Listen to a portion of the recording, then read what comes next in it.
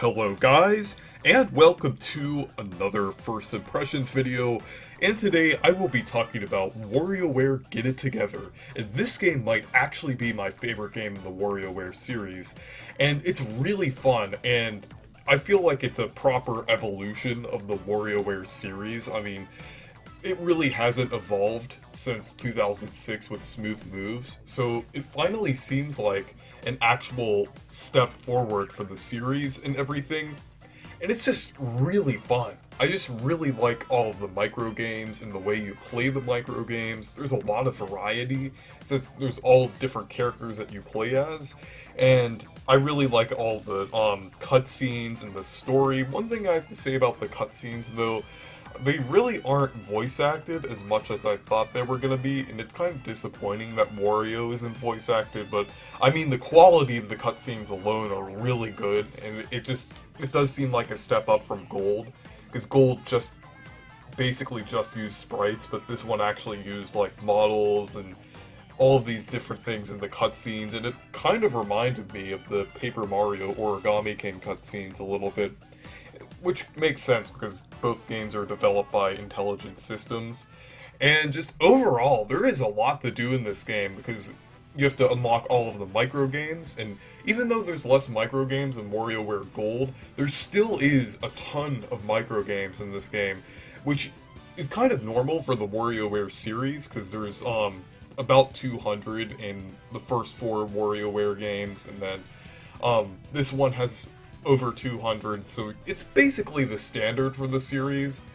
And I know a lot of people have been saying, like, there's just a big difference between the good characters and the bad characters, but I do feel like there is kind of like, there's obviously some bad characters, but overall, I feel like the characters are kind of balanced in certain ways on certain micro games, even though it is kind of polarized for some, like 9-volt, but I really like how some of the characters play, like Orbulon and 5-volt play really well, and Mona, even though Mona moves around constantly, I still feel like Mona has a lot of control, and you could basically stop when you throw a boomerang, so I feel like Mona, like, since she has a different kind of moveset, I feel like she kind of controls pretty well.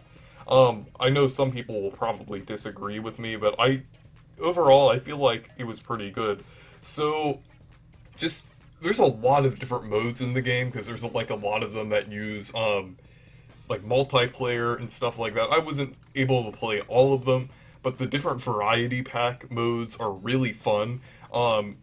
Especially the friendless battle, which is really fun, then high five, which is basically like volleyball, and you basically have to keep your ball up in the air for like a few seconds, and then once it charges up, you can hit it over onto the other side.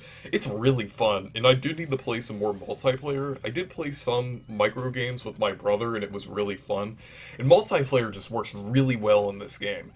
And even if like the person you're playing with doesn't really know how to play WarioWare that much, or this game in general, I feel like it's really easy to learn how to play the characters and adapt and everything. Because that's basically kind of what WarioWare is about. It's basically just learning how to play the game in a couple seconds and beating that game, which is a really good concept, and I'm really glad that it kind of kept that idea in this game, even with like the different characters and everything. You still have to learn how to do a specific micro game with a different character, so I guess that increases that idea, or kind of amplifies that idea, kind of being able to like learn how to adapt to a micro game quickly, which makes it even more fun and satisfying when you beat them. So there's also an online mode, and that is, it isn't online multiplayer, but it is like a leaderboard. And overall, it actually kind of reminds me of Ninja speedruns. I wished it was a little more fleshed out, but overall, it still is pretty fun, and you can like level up the characters, which I'll get into in a bit. But the Wario Cup is pretty fun, and you can compete against friends, and you could basically get a score. I kind of feel like it's a mixture of the Ninja speedruns and Mario Kart Tour since it gives you different rewards for doing better or getting more points, kind of like Mario Kart Tour. And with Ninja speedruns, you're kind of ranked out of a percentage. So it's kind of like a mixture of the Mario Kart Tour rankings and the Ninja speedruns, which is pretty cool. I wish the game did have proper multiplayer, but it's kind of understandable that it doesn't, because Nintendo Switch Online can lag a lot of the time, and it might mess up some of the micro games. But overall, it's really fun. And there's also missions, like in WarioWare Gold, and there's actually a lot of missions. I'm not sure if it's more or less in WarioWare Gold, but it still is really cool to have achievements in a WarioWare game, and I think it's really fitting for the game's nature and everything, because you're going back and getting high scores and everything. So one really interesting mode that I liked is the different characters, customization and stuff like that, and kind of like the collectibles. So basically you can get these collectibles you could either buy or obtain in different ways called prezzies, and basically they're kind of like different I feel like it's kind of similar to the collectibles in WarioWare Gold, but basically you give them to the different characters, and then they level up, and then when they level up, you get customization options, and then you also get like some artwork and some really cool different bonuses like that, and then you also level up for the Wario Cup, so whenever you play as that character in the Wario Cup, you'll get like a advantage and you'll get more points for it, which is really cool. And it definitely gives you an incentive to play the micro games over again and get more coins to like buy more prezzies to level up the characters. So it's a really good system, and I really like it. And I really like how you can change the colors of the different characters, because you could basically make Jimmy T into Jimmy P.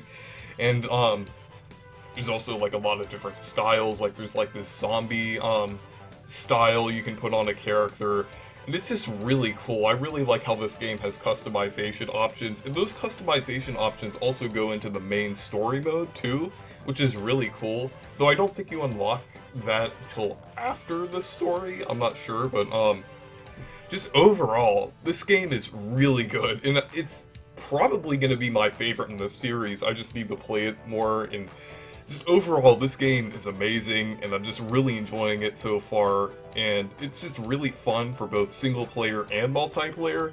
Despite kind of leaning on multiplayer, I still think the single player aspects are still pretty fun.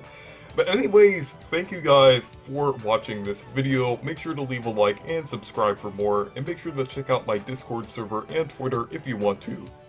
Goodbye.